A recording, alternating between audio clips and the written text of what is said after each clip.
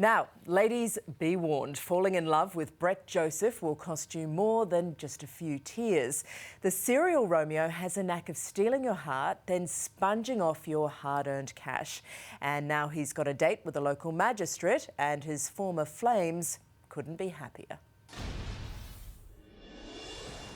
When's it gonna stop, Brett? You have to stop it. Brett, enough! At least now. Enough! At least now. Okay, Oh, don't solve.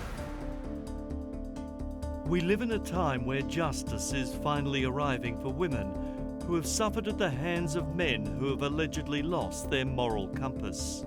At least your filthy face is everywhere now. You are never ever going to be able to get another victim. Never ever.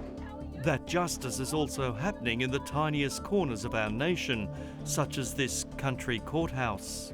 He's been brought to some sort of justice today. You girls have really stood up in order to protect others.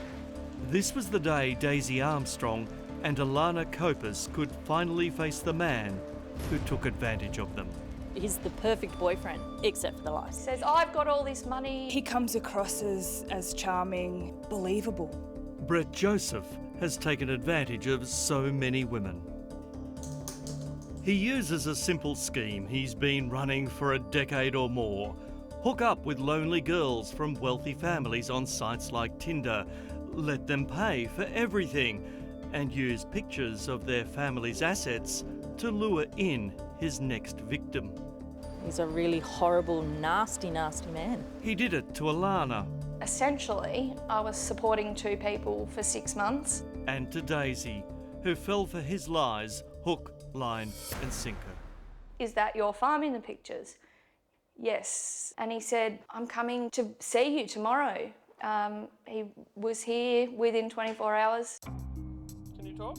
He moved in, Lola, Daisy footing the bill for everything, and he started enjoying that semi-wealthy life, all the while working his Nikon overtime on her family farm and allegedly using those photos to flaunt his wealth with the next girl.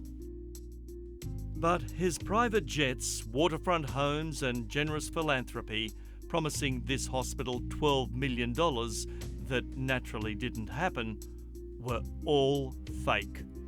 Oh, and he never told them his real name was Brett Joseph, partial to a Chinese meal with Mum and Dad.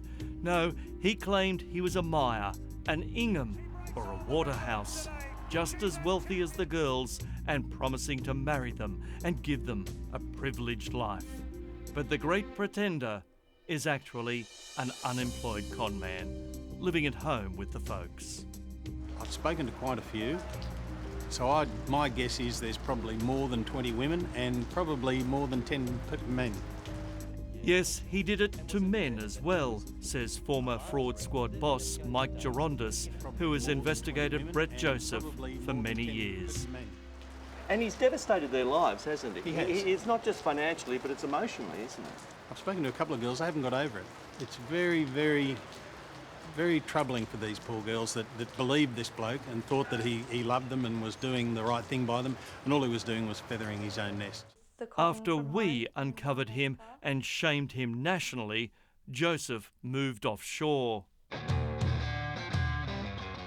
Everything is big in Texas, so Brett's big lies fitted in nicely. That's where he conned wealthy Stephanie Hoskins, saying he was an heir to an oil fortune. The proposal came quick.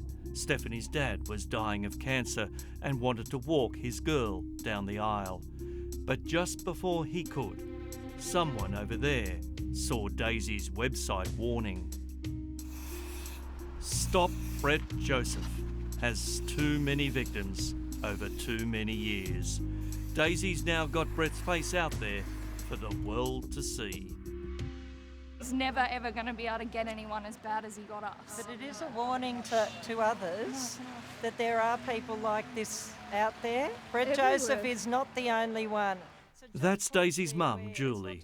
He offered your disabled children a trust account for their medical and educational expenses. What do you offer a single mother with disabled children? Money? Give her hope? Like, come on, could you get any lower? And so Brett has ended up in a courthouse.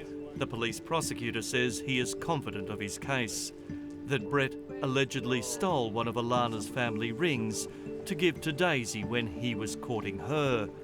Brett has pleaded not guilty, saying the ring he gave is not Alana's. And everything else Brett has taken over the years from various girls was given in love, says the former cop. These girls thought they were in love with him, and they're not in the evidence gathering mode. They think that they trust him, they believe him. He's obviously very smooth, and not till after he's gone that they find out what's happened. I confronted Brett when this case began some months back.